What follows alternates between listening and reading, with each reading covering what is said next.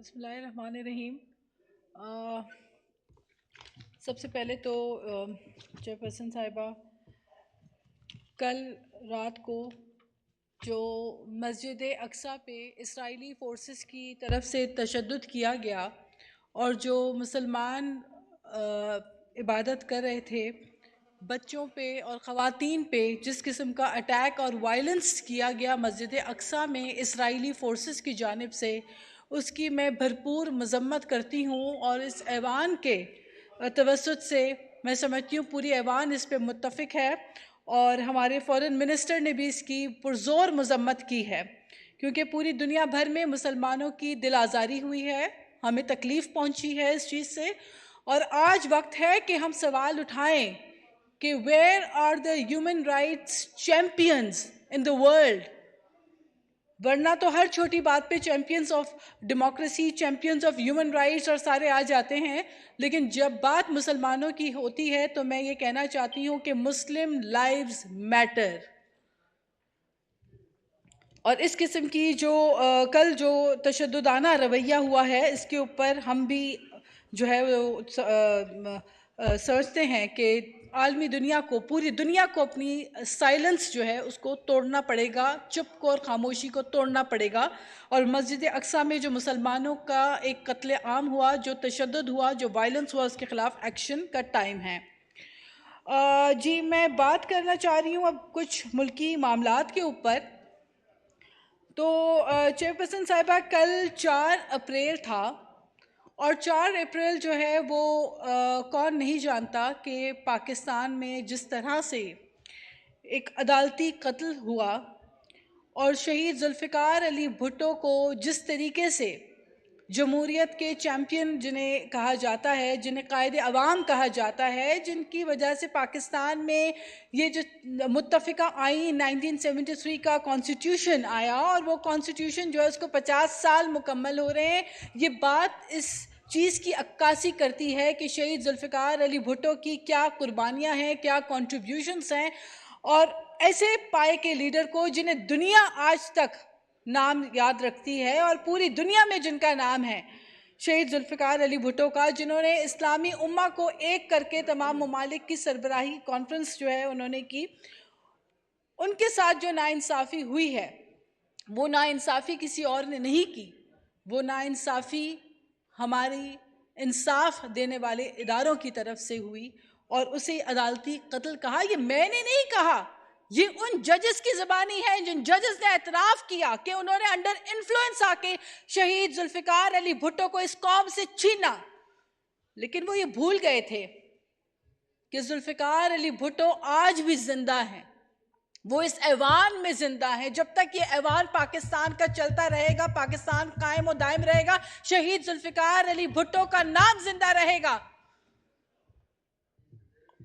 और फिर 12 साल से जो रेफरेंस, सदारती रेफरेंस है, शहीद जुल्फ़िकार अली भुट्टो के इंसाफ के मुतलाशी 3 नस्लों से भुट्टो खानदान इंसाफ के लिए दरवाजे खटखटा रहा है, लेकिन हमें इंसाफ नहीं मिल रहा। चेयरपर्सन साहिबा, हमें भी इंसाफ चाहिए। हम भी चाहते हैं हमारे लिए अदालतें खुलें, हम भी चाहते हैं कि सो मोटो लिए जाएं, हम भी चाहते हैं कि सही मामलों के ऊपर फैसले लिए जाएं, हम भी चाहते हैं कि हमें इंसाफ मिले। स्पीकर साहिबा, 12 साल से जो जुडिशल रेफरेंस है, मैं समझती हूँ इसको फौरी तौर पे इसकी हियरिंग्स होनी चाहिए और हमें इंसाफ मिलना चाहिए। जिन्होंने जुल्म किया उनके तो नाम और निशान भी मिट गए, उनको तो कोई याद भी नहीं करता। वो तारीख में उनके चेहरों पे तो तारीख नहीं, स्याही जो है वो मल ली, जिन्होंने शहीद जुल्फ़िकार अली भुट्टो के साथ नाइंसाफ़ी की। लेकिन बाबा जमहूरियत, कायदे अवाम दिलों में आज भी धड़कते हैं। मोहतरमा चेयरपर्सन साहिबा, बात हो रही है, काफ़ी सारे हमारे ऑनरेबल मेंबर्स ने भी बात की है इलेक्शंस के ऊपर और जो हालिया फैसला आया है उसके ऊपर।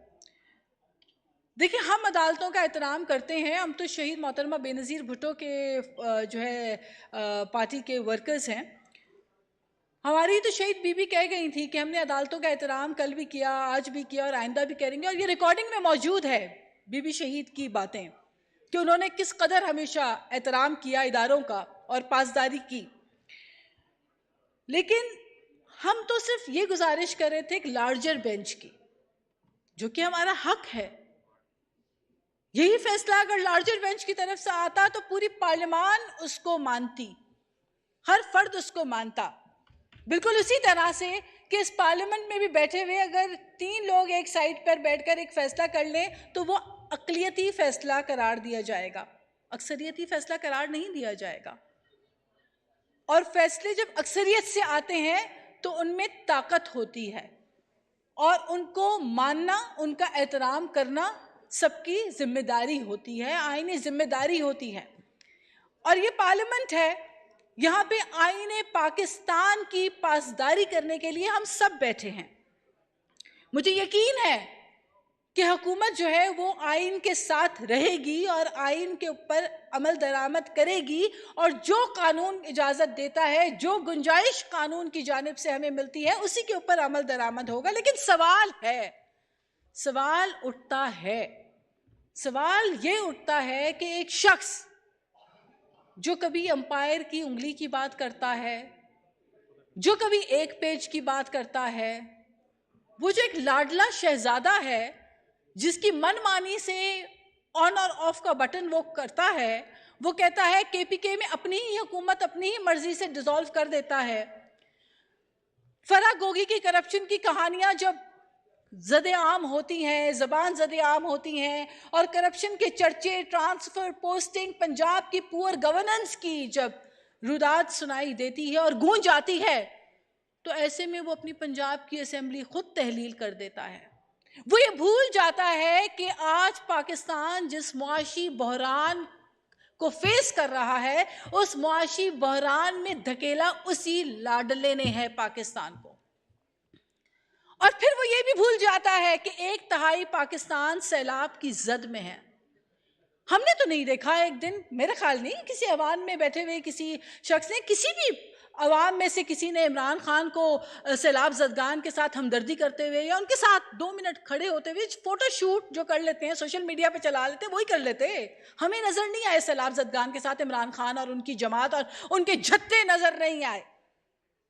हाँ, जब उनकी अदालतों की पेशियां होती हैं तो उसके बाद झत्तों को ऐलान करके बुला दिया जाता है और जमान पार्क को एक नो गो एरिया बना दिया जाता है। हर गैर आईनी, हर गैर कानूनी काम करने का इख्तियार सिर्फ पाकिस्तान में अगर किसी को तो है, वो एक लाडले को है।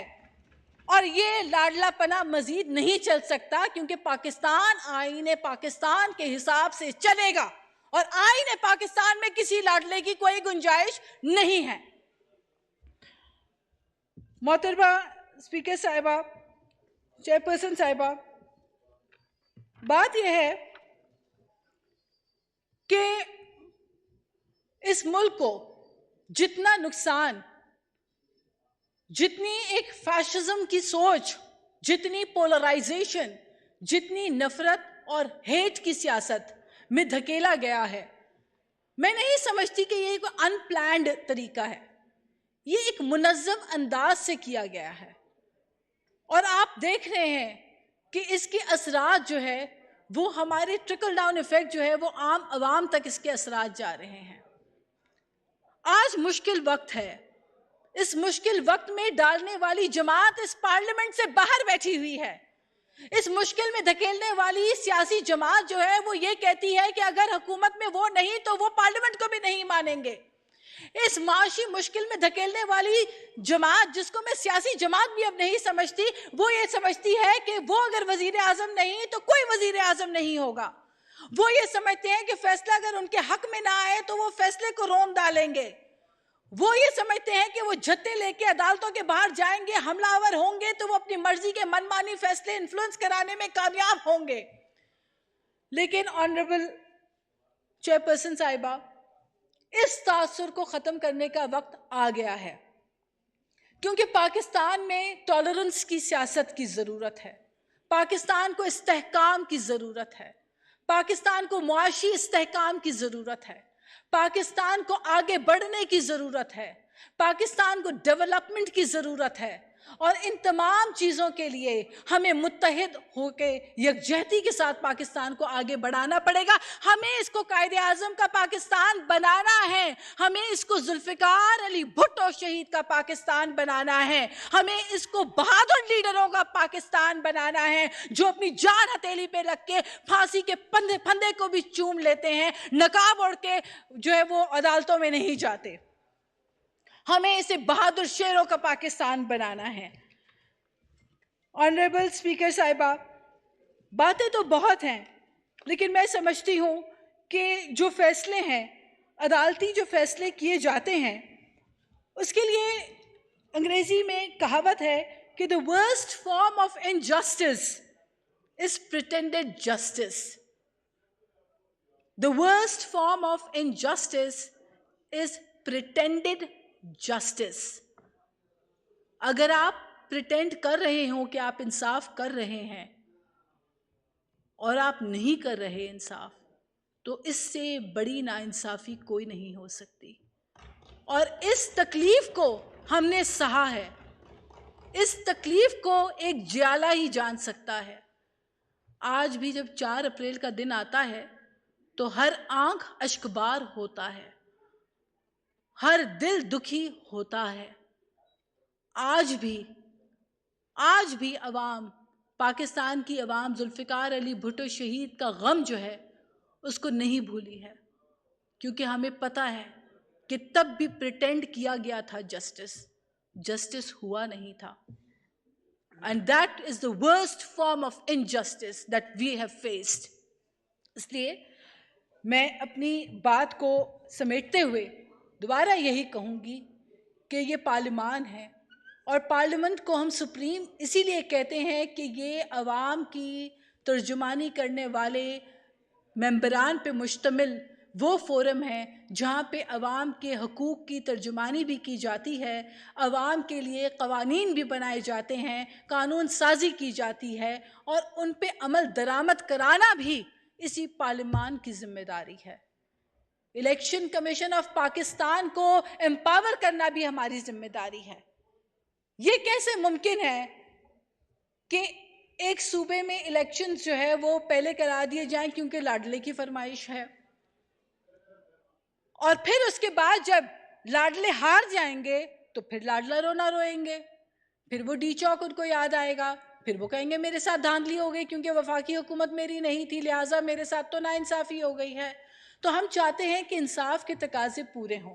हम चाहते हैं कि इस ऐवान में अब ये रोना ना हो कि हर इलेक्शंस के बाद जो सारी सियासी जमातें कहती हैं कि धांधली हुई, अब ये धांधली का रोना ना हो। हम चाहते हैं कि फेयर और ट्रांसपेरेंट इलेक्शंस हों। उसके लिए हम सबको मिलकर सोचना पड़ेगा और अब हम सबको मिलकर एक पेज पे होकर सोचना पड़ेगा कि पाकिस्तान में इलेक्शंस किस अंदाज से होने चाहिए। ये इस पार्लियामेंट को फैसला करना पड़ेगा। क्या हम इस चीज़ के मुतहम्मिल हैं? क्या पाकिस्तान की जो एक मुश्किल सूरत हाल में डूबी हुई मईशत जो पीटीआई छोड़ के गई है, क्या वो इस चीज़ की इजाज़त देता है कि फरमाइशी प्रोग्राम चलाए जाएं? जब जी चाहे इनका ये कहें कि जी हमें पंजाब में इलेक्शन करा दो, हमें केपीके में इलेक्शन करा दो, आज हमें सुबह यहाँ इलेक्शन करा दो, परसों वहाँ इलेक्शन करा दो। ये खेल तमाशा लगा के रखा हुआ है। मैं समझती हूँ कि ये इस किस्म की चीज़ों से बाज आना चाहिए। और अगर कोई सियासी जमात के लेवल में इस किस्म की चीज़ें करता है तो मेरा ख्याल है पाकिस्तान में मिसालें मौजूद हैं। किसी को आईने पाकिस्तान के साथ खेलने की इजाज़त नहीं दे सकते, किसी को मुल्क की मईशत के साथ खेलने की इजाज़त नहीं दी जा सकती। और पाकिस्तान में इक्वालिटी और जस्टिस की जो बात होती है तो इंसाफ के जो पल्ले हैं वो बराबर होने चाहिए, और वो सिर्फ अल्फाज की हद तक नहीं, वो अमल दरामद की हद तक होने चाहिए। तो मैं दोबारा अपनी बात को मुकम्मल करते हुए फिर मैं इसी बात के ऊपर आऊँगी कि as a parliamentarian, as a Pakistani citizen और फिर एक जाले की हैसियत से मैं दोबारा समझती हूँ कि इस ऐवान की आवाज़ गूंजती है और मुझे यकीन है इस बात के ऊपर, इस ऐवान की आवाज़ गूंजती है। इस ऐवान को शहीद जुल्फ़िकार अली भुट्टो ने इतना ताकतवर बनाया है कि इस ऐवान की आवाज़ दुनिया भर में गूंजती है। और मैं इसी ऐवान में खड़े होकर दोबारा दरख्वास्त कर रही हूँ, गुजारिश कर रही हूँ, और ये मेरा हक है कि शहीद जुल्फ़िकार अली भुट्टो के अदालती कत्ल का रेफरेंस सुना जाए और इसमें मजीद अल्तवा ना किया जाए। इससे ज़्यादा अहम मामला हमारे लिए इस वक्त कोई नहीं हो सकता। शुक्रिया।